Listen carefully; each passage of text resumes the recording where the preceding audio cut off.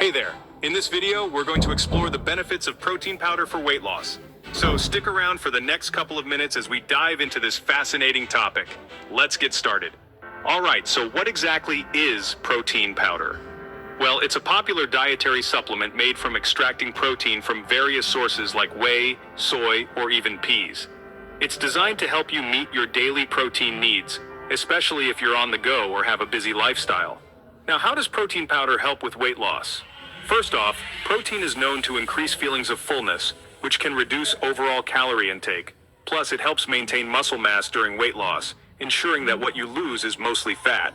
So, incorporating protein powder into your diet can be a smart move if you're looking to shed some pounds. So, when it comes to picking the right protein powder, it can feel a bit overwhelming with all the options out there.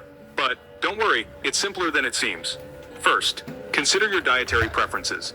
Are you looking for a plant-based option, or are you okay with dairy? Next, think about any dietary restrictions you might have, like lactose intolerance or gluten sensitivity.